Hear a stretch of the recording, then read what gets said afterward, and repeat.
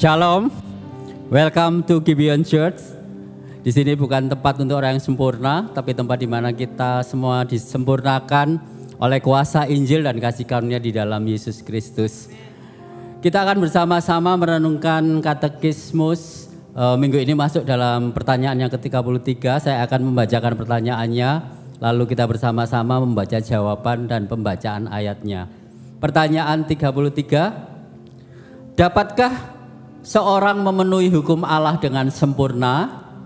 Sejak kejatuhan tidak ada manusia yang dapat memenuhi hukum Allah dengan sempurna, tetapi justru melanggarnya terus-menerus melalui pikiran, perkataan, dan perbuatan. Roma 3 ayat 10-12. Tidak ada yang benar, seorang pun tidak. Tidak ada seorang pun yang berakal budi. Tidak ada seorang pun yang mencari Allah. Semua orang telah menyeleweng. Mereka semua tidak berguna. Tidak ada yang berbuat baik, seorang pun tidak. Silakan duduk, saudara. Saudara-saudara, ketika Allah menciptakan manusia, maka tujuannya adalah untuk mengasihi dia, memuliakan dia, mentaati dia, dan menikmati dia selamanya. Dan Allah memberikan hukumnya sebagai cerminan dari karakternya yang kudus dan sempurna, serta memberitahu kita bagaimana hidup yang benar di hadapannya. Tetapi saudara, sejak kejatuhan manusia ke dalam dosa, kita semua tidak lagi dapat mentaati hukum Allah dengan sempurna. Dan akibat dari dosa, kita tidak hanya rusak, tetapi cacat secara rohani.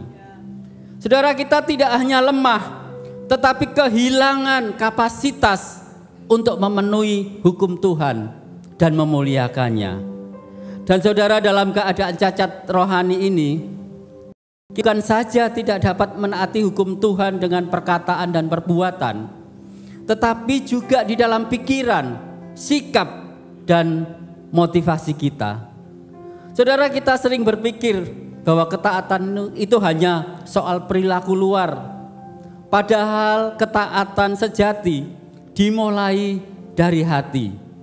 Dan disinilah masalahnya, karena hati kita itu condong kepada pemberontakan.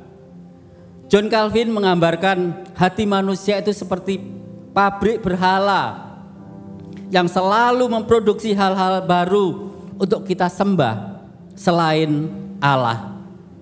Bahkan perbuatan baik kita seringkali lahir dari motivasi yang salah, yaitu untuk mencari pujian, keuntungan, atau rasa aman, bukan demi kemuliaan Allah.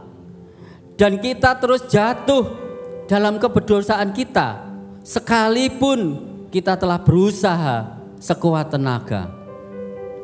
Saudara-saudara, ketidakmampuan kita untuk hidup dalam ketaatan menghasilkan dampak yang mendalam dalam hubungan kita dengan Allah dan sesama kita. Dan kita juga perlu menyadari bahwa dosa itu bukan hanya sekedar pelanggaran. Itu adalah pemisahan dari Allah.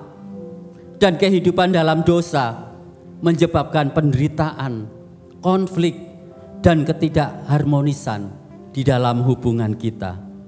Saudara, berita buruknya adalah kita semua gagal memenuhi standar kesucian Allah. Tanpa Kristus kita tidak hanya tidak mau menaati Allah, tetapi kita juga tidak akan mampu, saudara.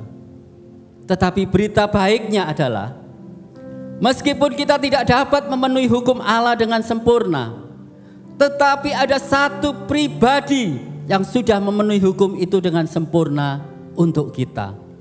Saudara, Yesus sudah setia menaati Bapaknya, bahkan sampai mati di kayu salib, agar kita yang percaya kepadanya tidak lagi hidup dalam kesalahan dan perbudakan dosa, tetapi benar-benar merdeka. Saudara, Yesus berkata, jadi apabila anak itu memerdekakanmu, kamu pun benar-benar merdeka.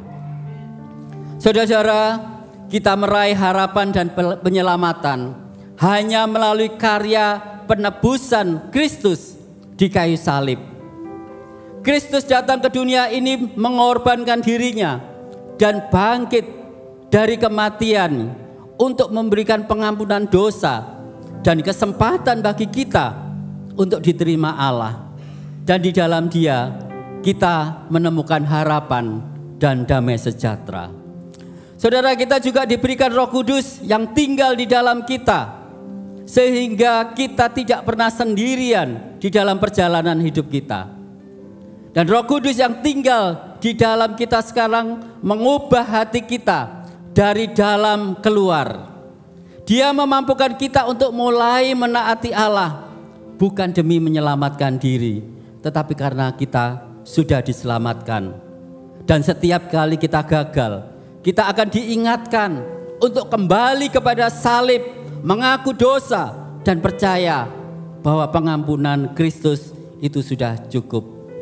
Saudara, kita percaya bahwa Allah yang sudah membangkitkan Yesus dari kematian akan terus bekerja di dalam kita dengan kasih dan tidak akan pernah meninggalkan kita sampai Dia membawa kita ke hadapan hadirat-Nya yang kekal di dalam kemuliaan.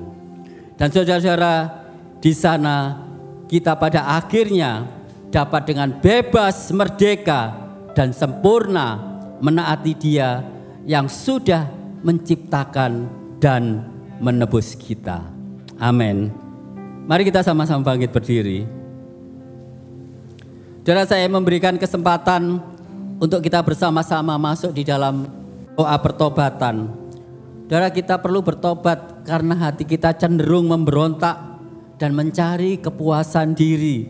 Bahkan di dalam perbuatan baik kita sering termotivasi oleh pujian dan keuntungan pribadi.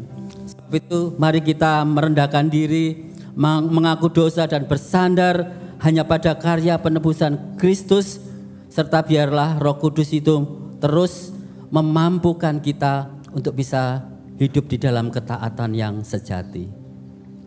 Mari kita berdoa.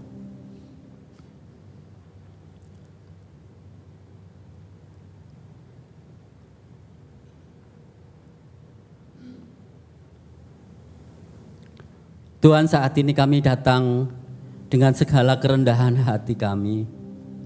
Kami mau bertobat ya Tuhan, karena seringkali kami gagal untuk taat.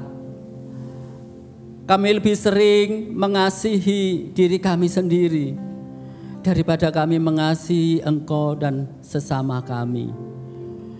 Ampuni kami ya Tuhan. Dan Tuhan, kami mohon Roh Kudus memperbaharui hati kami, mengkalibrasi hati kami, dan memampukan kami supaya kami dapat hidup di dalam ketaatan yang sejati, sehingga hidup kami dapat mempermuliakan nama-Mu. Terima kasih Tuhan buat anugerah-Mu. Hanya di dalam nama Yesus kami sudah berdoa. Amin.